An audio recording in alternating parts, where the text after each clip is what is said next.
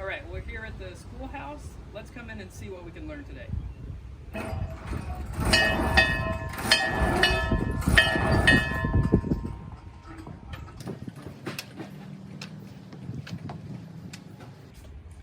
So this is a one-room schoolhouse, as you can see. This would have held all grades in the village, from first grade up until 12th grade, if you had that many students. A lot of the older students would already be working on the farm or even off at college. They didn't necessarily always stick around for all 12 grades, but this building would have housed all of them and had one teacher for all grades. So each student would have had a slate and chalk to write all of their answers on.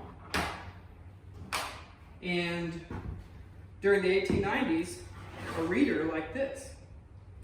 And this was your one textbook for all grades, all subjects. And then you had a cloth to wipe off your slate. Now, let's talk about air conditioning. There it is. Imagine being in this room for up to 8 hours a day in the summer. It would have been a little sticky. So you would open both of these big windows and that was your air conditioning. Now I ask my kids, what do you have at your school? What are all the things that are at your school, all of the rooms? And they will say there's a cafeteria and a library and a principal's office and a nurse's office, and there's a gym, and then there's the playground and all the other stuff outside, and then we have all the different classrooms. And I say, that's great. We are blessed to have all of those things. This is the whole school. This is the cafeteria. That's the principal's office. Outside is the gym. If you're lucky, you have a bathroom outside. But this is the whole school. This is the nurse's office. This is the cafeteria. In the summer, you would have eaten food outside.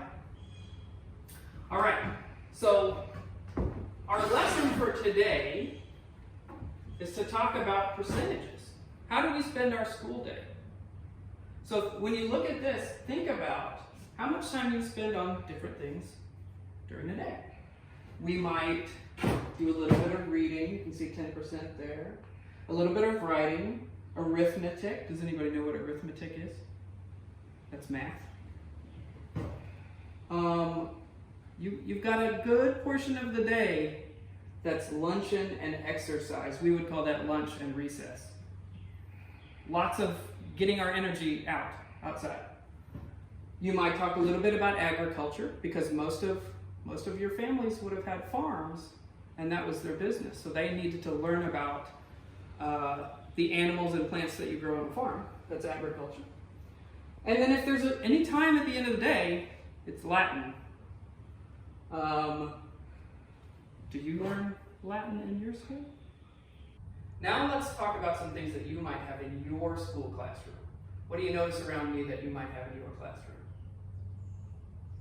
See these? We've got the Texas flag here because we live in Texas, and the United States flag. Now this flag only has 48 stars because in the village we talk about the 1890s. What were the last two states to join the Union? Can anybody answer that question? Next question. Who is this? I'll give you a hint. He was a general. He was president of the Republic of Texas. And then he was governor of Texas after Texas became a state. There's also a very large city in Texas named after him. Think about that.